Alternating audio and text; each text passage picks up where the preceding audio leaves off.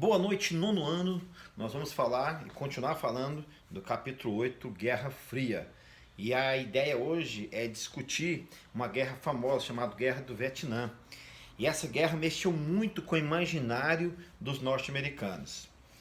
Toda vez que você assistiu o filme do Rambo, tá? O Sylvester Stallone falando do Rambo, ele vai sempre falar a seguinte expressão: preciso voltar ao Vietnã para resgatar alguns soldados norte-americanos que ali ficaram. Então deixa eu te explicar por quê. Porque na mente do norte-americano, ele não gosta de admitir isso. Então toda vez que faz o filme do Rambo, né, o norte-americano vai e vence a guerra. Porque parece historicamente que essa foi uma guerra perdida para os norte-americanos. Porque o objetivo da guerra era tomar a parte soviética que apoiava o socialismo da Rússia. Então você vai ver comigo aqui no quadro esses contextos da guerra. Então o norte-americano está engasgado com essa guerra do Vietnã e vou te explicar por quê. Vem comigo no quadro aqui, estamos juntos aqui no quadro, ó, Guerra do Vietnã. E o conflito acontece aqui, ó, em 1961. E você vai ver então dois polos. Do polo daqui, desse lado, você vai ver um norte-americano com um grande poder tecnológico. Então os Estados Unidos, como sempre, grande número de soldados, grande número de armamentos, e então está aqui com poder bélico poderosíssimo. Norte-americano imbatível, nunca perde guerra nenhuma, então está aqui mais uma vez. E ele achou que era mais uma guerra de vitória, tá? Número de soldados maior, número bélico maior, e do lado de cá, do lado esquerdo, acompanha comigo, estou de costas para você, mas vamos lá, ó. No Vietnã você vai ter então o lado norte. Então no Vietnã você vai ter norte e sul. O lado norte, apoiado pela Rússia e a China, então socialista, né? Rússia e China. Por isso nós estamos falando de Guerra Fria. Aqui continua a Guerra Fria. De um lado norte-americano apoiando um lado do país, e aqui do lado norte do país o pessoal da Rússia e da China apoiando. Tá. Qual que era a vantagem do pessoal do Vietnã? Do norte. A vantagem é única, eles conheciam perfeitamente a geografia e podiam fazer estratégias de guerra a partir da geografia.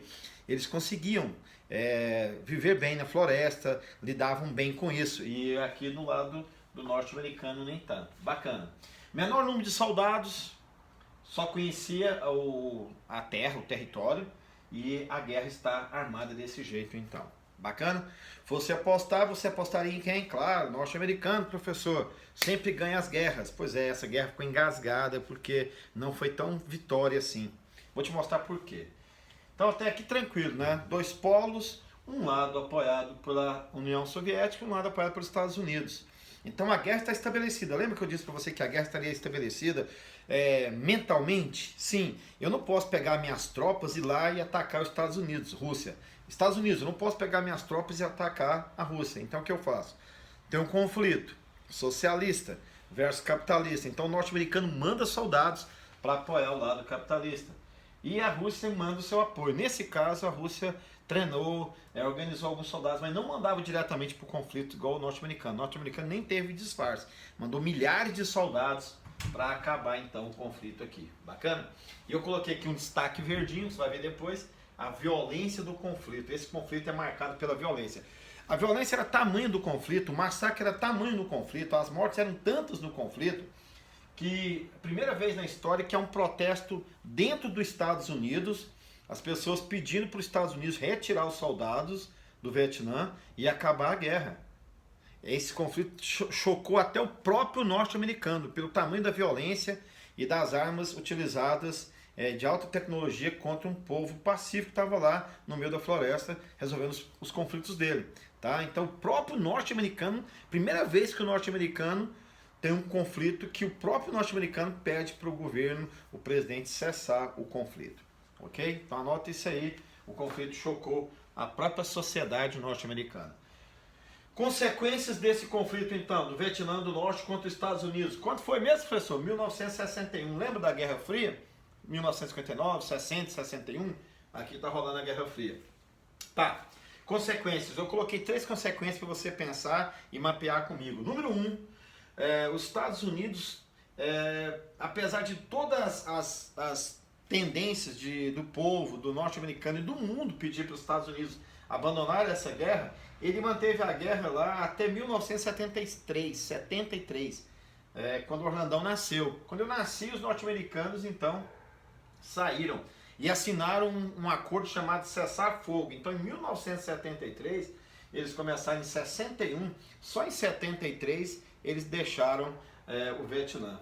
Detalhe, assinaram então um acordo de duplo acordo, né? Não era um acordo só norte-americano, não. Primeira vez, porque os acordos norte-americanos que ele assina, geralmente é assim, você que perdeu a guerra, faça isso, isso, isso. E aqui não, foi um acordo duplo. Olha, eu estou sentindo que você é duro mesmo, eu também estou sentindo que eu estou perdendo um monte de soldados, vamos parar a guerra, vocês já perderam soldados. E eu queria destacar a segunda coisa, 1976, por isso que eu digo que é uma derrota norte-americana, lutou de 61 a 73, mas quando chega em 76, os dois Vietnãs vão se unificar. E vão se unificar debaixo do modelo de construção socialista. Então, o norte-americano lutou de 60 a 73, mas quando termina o conflito, o Vietnã se vai unificar, ou seja, ele vai estar norte e sul junto agora, debaixo do comando socialista da Rússia e China. Então lá na União Soviética, sem brigar, ele se sente já vencedor, fala, tá vendo, nós somos vencedores. Depois do conflito, os norte-americanos vão se retirar, o pessoal da União Soviética vai estar mais próximo do Vietnã, tentando recuperar os estragos. Agora os estragos são grandes. Quais são as consequências? E eu coloquei aqui as consequências para fechar essa reflexão com você. As consequências para o Vietnã são terríveis. Primeiro, ele vai ter 2 milhões de pessoas mortas. 2 milhões de pessoas mortas, e ele teve que apanhar muito quimicamente. Como que é isso? A tia Núbia, depois você cobra da tia Núbia e fala, tia Núbia, o Orlandino falou que o Vietnã foi atacado pelos Estados Unidos e de forma quimicamente ele quase destruiu o Vietnã. Como? Primeiro, poluição do solo, destruição das árvores, destruição da água, não tendo solo, água e árvores, você vê a quantidade de pessoas que morreram. E o pessoal, ambientalistas reclamam que é ilógico fazer isso. Eu faço guerra com o povo, eu não posso destruir o manancial de água do povo. Aqui entra mesmo um questionamento ético, né? O todo-poderoso norte-americano, tão bonzinho que ele vai acabar com a água do Vietnã. Ele vai poluir as terras do Vietnã, vai acabar com a terra fértil, vai acabar com a água, vai acabar com a floresta. Então, tudo isso via química, né? A química a serviço da destruição. Química é vida, mas se você usar de forma negativa, vai destruir também, não é? Então, 2 milhões de mortos. Mas o que chocou aqui, vem comigo, é que 60 mil, quase 100 mil soldados norte-americanos, nunca tinha acontecido isso, 100 mil soldados norte-americanos não voltaram para casa. Daí tem períodos de pacifistas fazendo músicas, né? Tem aquela música famosa que eles cantam sempre aí por aí, né? Eram soldados, né? Que cantavam as músicas do Beatles, não volta mais para casa porque foi morto. Foi nesse conceito aqui, ó, de 73. Os norte-americanos sempre cantam essa canção. O pessoal norte-americano ficou chateado porque os meninos voltavam para casa em grandes caixões, eram grandes funerais. E primeira vez que o norte-americano teve que sentir na pele. As guerras eram inevitáveis, mas nesse contexto aqui, primeiro, esse é o questionamento. Essa guerra aqui era para ser evitada, não precisava da guerra. E além de não precisar da guerra, foi a primeira vez que ele sentiu a destruição também do seu lado. Poluição então do solo, da água e da floresta também, que até hoje o pessoal do Vietcong, eles reclamam dessa questão. Eles acham que a água deles continua contaminada, que o solo dele. Então o apelo ético era que o norte-americano voltasse lá e refazesse quimicamente agora, já que foi uma guerra química, a primeira vez que lançou tanta a guerra química, destruiu a natureza, destruiu a água, destruiu o solo, então agora era para refazer quimicamente o solo. Uma coisa que é complicada. O ser humano tem uma habilidade danada para destruir o solo, a água, né, e as plantas, mas ele tem pouca habilidade, não tem a mesma habilidade ou interesse de fazer voltar a água, o solo, ficarem puros para o pessoal da região. Então, é isso. Fique em casa, fique bem, use a química para o seu bem. Então, lave a mãozinha, passe o álcool em gel, que é químico, para o seu bem. Esse é o pessoal dessa guerra, continuação da Guerra Fria, e nós nos encontramos na próxima aula. Um grande abraço. fique em paz, tá bom?